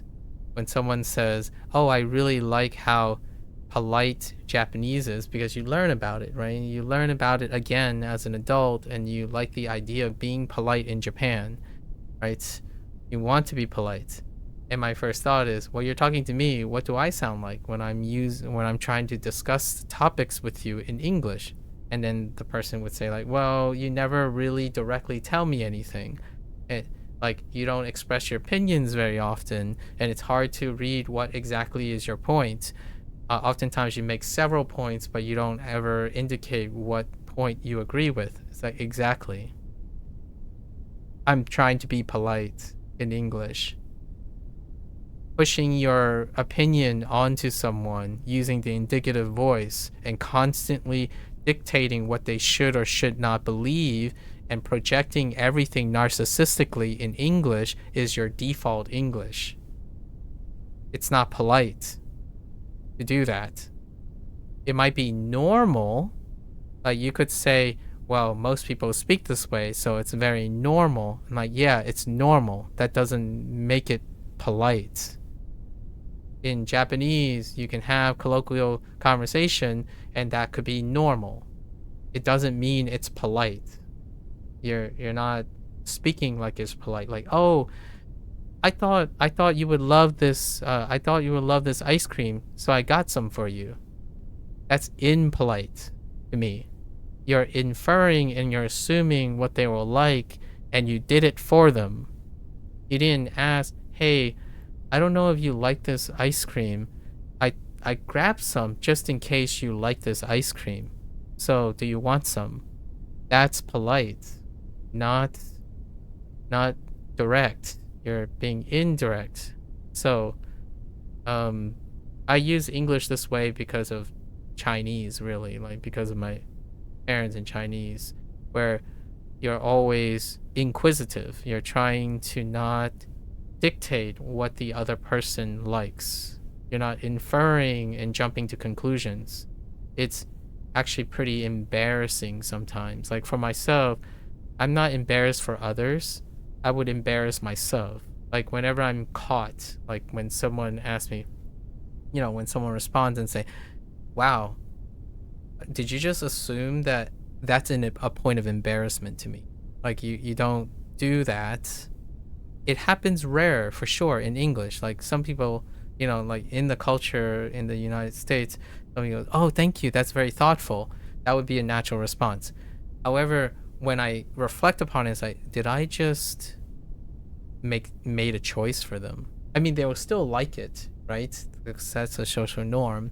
However, I would be uncomfortable. Like, did I just make the choice for them? And that's what I mean by, well, how do you know what politeness is like if you spend most of the time looking at it as not being polite? English, like for example, because of all the preferences and stuff, English can still sound, quote unquote, sound like Japanese for the application of being polite. The chicken or the egg problem here is that a social norm to do so?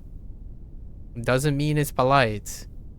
If a social norm does not dictate whether it's polite or not, in my opinion, it dictates that it's normal. Politeness comes from a consideration for others. Being normal can be both.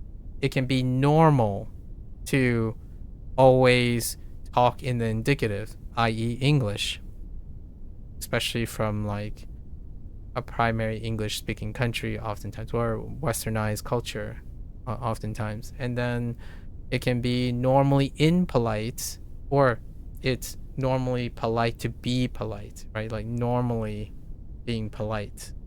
Basically, you're always using indirect language. You rarely ever infer what they're saying, and you hope that you have enough contextual knowledge that you are accurate without inferring something. Otherwise, you inquire about it. So, difference in English as well. And knowing that, in my opinion, knowing that helps someone write professionally,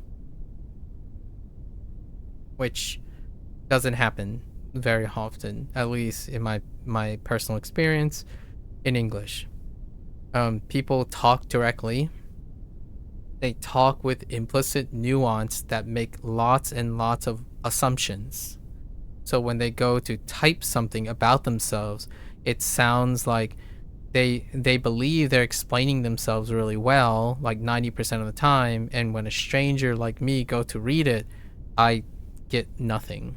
I get really legitimately nothing. So many things are like, it sounds like you said something, but you didn't say anything.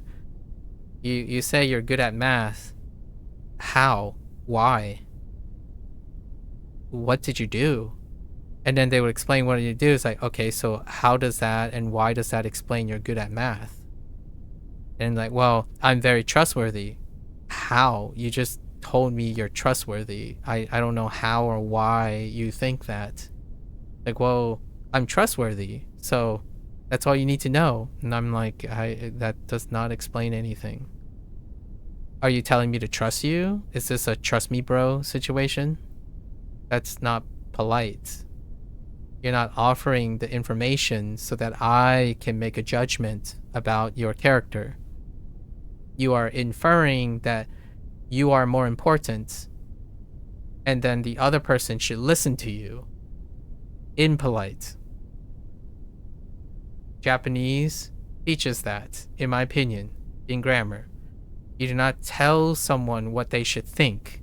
You should either offer a thought to them, a suggestion to them, or collect information from them, and it's reciprocated, because we have to know that if Japanese people are talking to each other, they would indirectly indicate things to each other in order to give them the opportunity to form their own opinions, or like form a natural, and then if enough of this consideration happens, you have a culture where social norms are adapted that way. In the United States, you ask questions. Like, you ask. And that has become a talking point most of the time. I like talking about this point. This is my, like, this is what I want to write about in the future. I don't think this is going to change very much in English unless the internet somehow dramatically restructures the way echo chambers work. If echo chambers are discouraged, and then randomness, like less targeted, which is bad for business, by the way. It's like a lose-lose for business. When you rely less on data-driven things and collectively create echo chambers, then there is a necessity. There is a essential benefit to politeness, especially in English, because that would mean that people will start with questions. They would start with explanations.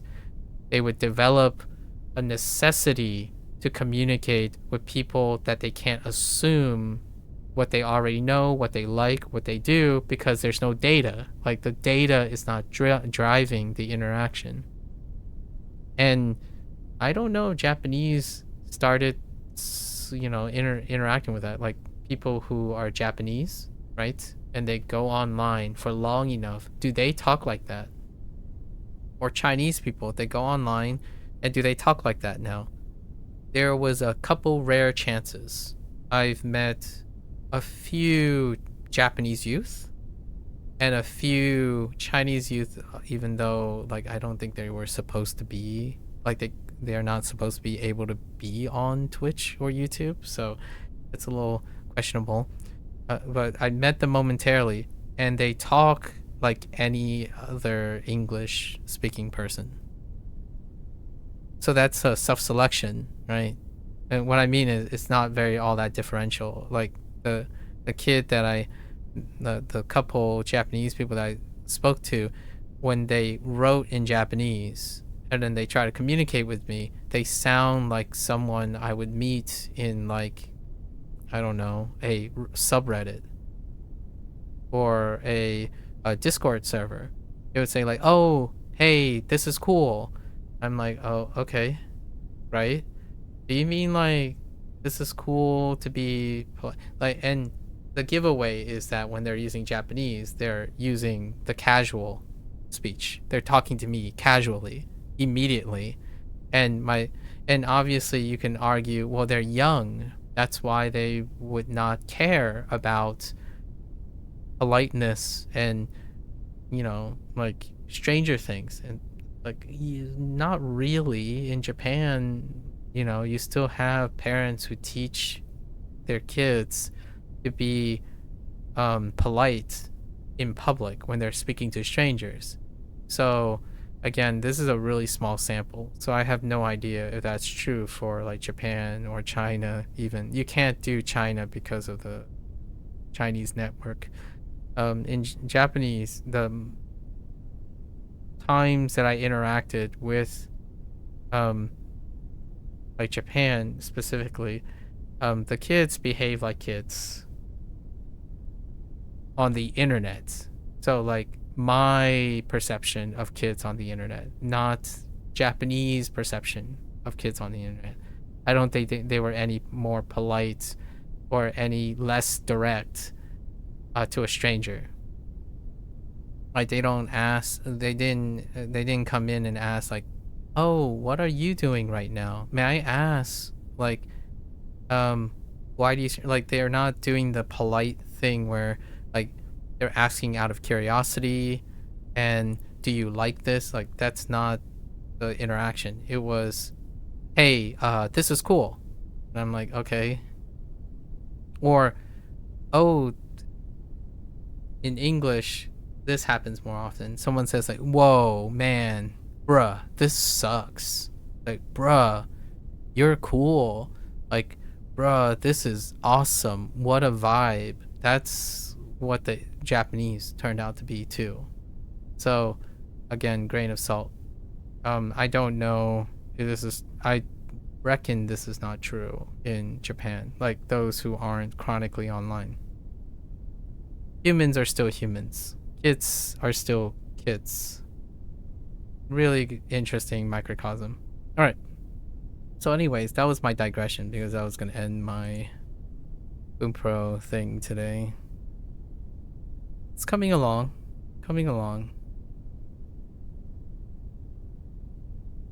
So tomorrow we're probably going to be doing a quick cram session, abbreviated cram session, including the 7 grammar points. I don't know if the second 7 grammar points are going to even come up. SRS, right? I don't, again, as a reiteration, I don't use the SRS any, like, not really anymore.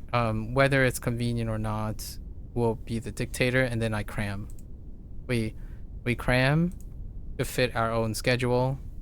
You could argue, well, why not just reset the things and then do all this stuff? I click on cram and do that. The comparison is a moot point, right? It is cool to see when I'll complete this. Like, I'm keeping this as a track of, hey, how many exposures have I had?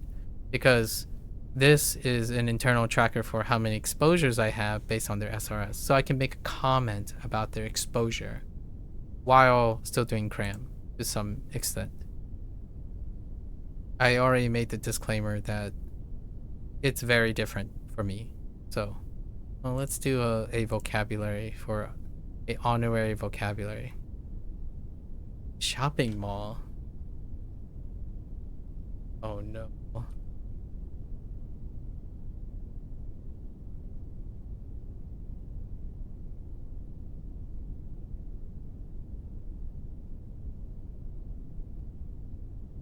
Wait.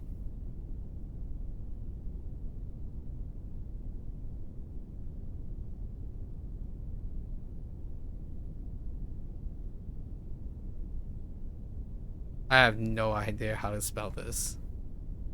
Shopping mall, right? Oh, I spelled maru, not maru. Okay.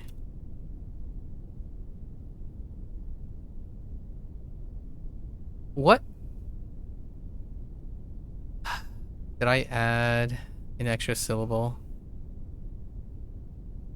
Shopping. Oh, I wrote ku, not ku.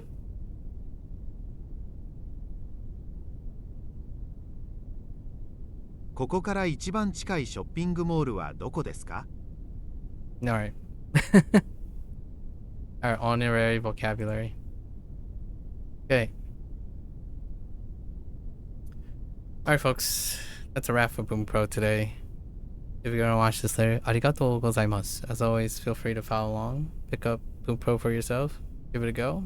You're always welcome to come on by, yap, discuss, debate, perhaps exchange ideas, keep each other motivated, keep each other curious. That is the central theme today. If there's, I know I made a digression that connected with politeness and perception. Curiosity can be a root or a foundation for most of the exploration. So communication can be a result of curiosity. Politeness, impoliteness, or directness versus indirectness. One of the human conditions that I'm tackling is curiosity. Curiosity can be can contribute to empathy or sympathy. So, if I had a hot take, right, like a one-word hot take, or that's 2 words. Curiosity, just curiosity in general. So you're more than welcome to come on by and talk about something that's curious to you. Until next time, 皆さんまたね。見てくれてありがとう. Thanks for watching. I'll see you guys next time. I'm gonna get up, walk around, take a quick bathroom break, and I'll be back for Hanzo Hero. Thank you.